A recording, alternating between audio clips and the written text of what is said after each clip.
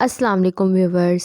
اہل سرسار کی ایک قوم جسے قوم سبا بھی کہا جاتا ہے، اللہ تعالیٰ کی بے شمار نعمتوں کے اندر زندگی گزار رہی تھی۔ یہ قوم ایک عظیم تہذیب و تمدن کی مالک تھی۔ حضرت داؤد علیہ السلام اور حضرت سلیمان علیہ السلام کی باعظمت حکومتوں کے بعد ان کی حکومت بنسبت خاص و عام تھی۔ کہا جاتا ہے کہ یہ لوگ گندم کے مغز سے آٹا پیس کر روٹیاں پکاتے تھے، لیکن اس کے برعکس وہ اس قدر اسراف کرنے والے اور ناشکرے تھے کہ انہی روٹیوں کے ساتھ بچوں کا پاخانہ صاف کرتے تھے۔ بعد ازاں ان آلودہ روٹیوں کو اکٹھا کرنے سے ایک پہاڑ بن گیا تھا۔ پھر ایک صالح شخص نے وہاں سے گزرتے ہوئے عورت کو دیکھا جو روٹی کے ساتھ بچے کے پاخانے کے مقام کو صاف کر رہی تھی۔ اس شخص نے عورت سے کہا، تیرے اوپر افسوس، خدا سے ڈر، کہیں ایسا نہ ہو کہ خدا تیرے اوپر اپنا غضب ڈھائے اور تجھ سے اپنی نعمت چھین لے۔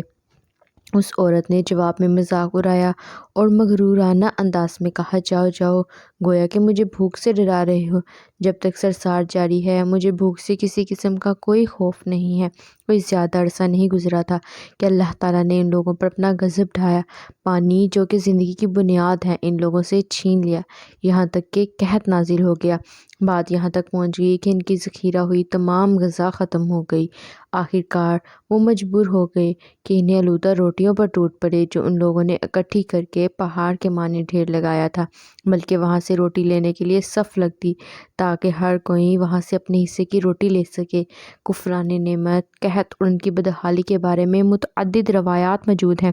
سورہ نحل کی آیت نمبر 112 اور 113 میں یوں ارشاد ہوتا ہے، اور اللہ نے اس بستی کی بھی مثال بیان کی ہے جو محفوظ اور مطمئن تھی۔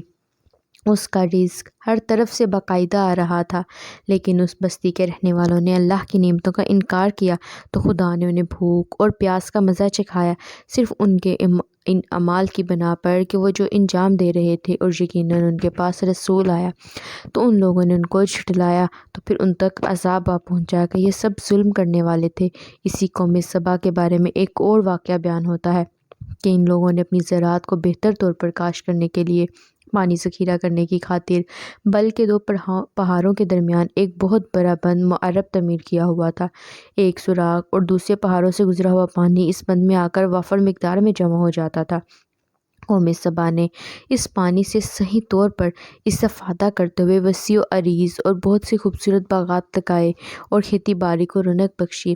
ان باغات کے درختوں کی شاخیں اس قدر پھولوں سے لدی ہوئی تھیں کہ کہتے ہیں کہ اگر کوئی شخص سر پر ٹوکری رکھ کر ان کے نیچے سے گزرتا تو پھل خود بخود ٹوکری میں گرنا شروع ہو جاتے اور قلیل مدت میں ٹوکری تازہ پھلوں سے بھر جاتی۔ لیکن نمرودی کثرت نے انہیں شکر کرنے کے بجائے سرمست اور غافل کر دیا تھا، یہاں تک کہ ان کے درمیان بہت بڑا طبقاتی نظام وجود میں آ چکا تھا۔ ان میں سے صاحب اقتدار لوگوں نے کمزوروں اور ضعیفوں کا خون چوسنا شروع کر رکھا تھا، یہاں تک کہ ان لوگوں نے خدا سے ایک احمقانہ التماس کیا جس کا ذکر سورہ سبا کی آیت نمبر 19 میں ملتا ہے۔ انہوں نے کہا، خدایا ہمارے سفروں کے درمیان فاصلہ زیادہ کر دے۔ انہوں نے اللہ تعالیٰ سے یہ التماس اس لیے کیا تاکہ غریبوں، بے نواح لوگوں، امراء اور ثروت مندوں کے ہمراہ سفر نہ کریں۔ ان کی خواہش یہ تھی کہ آبادیوں کے درمیان خشکی ہو اور فاصلہ بہت زیادہ ہو تاکہ تہی دستی اور کم آمدنی والے لوگ ان کی طرح سفر نہ کر سکیں۔ اللہ تعالیٰ نے ان مغرور پیٹ کے پجاریوں پر اپنا غضب نازل کیا۔ بعض روایتوں کے مطابق ان مغرور لوگوں کی آنکھوں سے دور صحرائی چوہوں نے معرب نامی بند کی دیواروں پر حملہ کر کے انہیں اندر سے کھوکھلا کر دیا۔ ادھر سے بارشیں زیادہ ہوئیں جن کی وجہ سے سیلاب آ گیا اور اس بند میں پانی بہت زیادہ اکٹھا ہو گیا۔ اچانک بند کی دیواریں ٹوٹیں، اس سے ایک بہت بڑا سیلاب آیا جس میں تمام دیہات، آبادیاں، مال مویشی، باغات و کھیتیاں، ان کے محل اور گھر پانی میں غرق ہو کر نابود ہو گئے۔ ان کے باغات اور زراعت میں سے صرف بیری کے درخت اور کچھ جھاڑیاں بچی تھیں۔ خوش الحان پرندے وہاں سے کوچ کر گئے تھے، جبکہ الوؤں اور کووں سے قوم سبا کے کھنڈرات میں اپنے گھونسلے بنا لیے۔ اس بات کا ذکر سورہ سبا کی آیت نمبر 15 اور 16 میں ملتا ہے، اور آخری میں سورہ سبا کی آیت نمبر 17 اور میں قرآن پاک کا خلاصہ اس طرح واقعہ کا نتیجہ نکلا ہے، ہم نے ان کی ناشکری کی سزا